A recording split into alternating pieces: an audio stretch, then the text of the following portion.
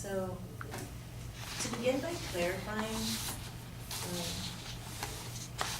the affirmative also aims to reduce drinking deaths and alcohol-related injuries in the youth, but we are doing so by trying to bring about a culture of education rather than abstinence, to compare to another sort of youth-related problem, which would be like teen pregnancy. We have pretty much agreed as a society that just by advocating for abstinence does not lead to effective results. And that is to paraphrase an argument from the National Youth Advocacy Group. And they say that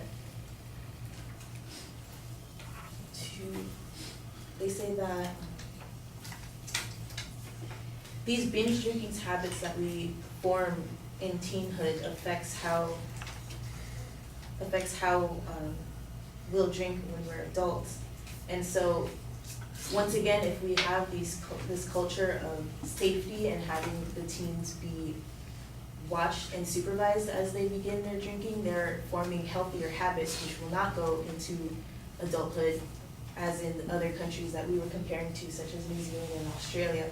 And those who do still drink heavily, as in more than 5 drinks in one sitting, do so very unoften, or there are already those people who tend to be risk takers, which is a whole group by themselves and not necessarily specified under 21, as well as we cannot fully trust the studies that we've had since the 1960s and 70s.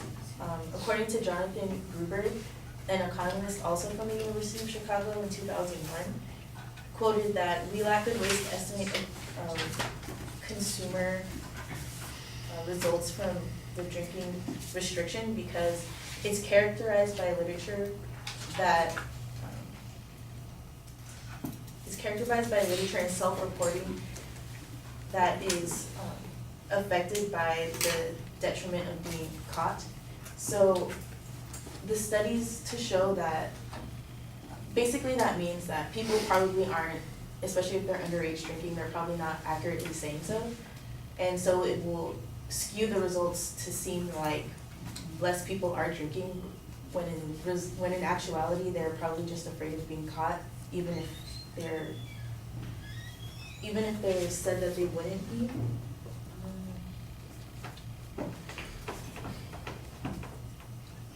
As well as going back to a culture of education, it is a lot different from the 1970s now, and a lot more teens wish to be respected and they want to at least have the option to have a conversation rather than just saying, no, don't drink.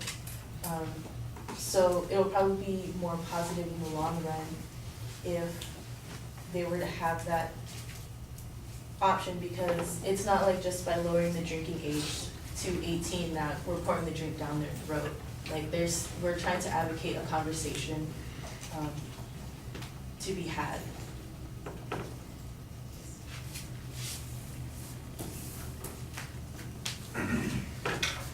Oh, before I go, after they did lower the drinking age to 18 in the 1970s, they actually found in a counter study that there was not a sharp decline after the drinking policies were put in place. It was more associated with other anti-drinking actions that were going on at the same time. And so they're saying that we cannot say that it's a causality because it wasn't sharp enough of an association.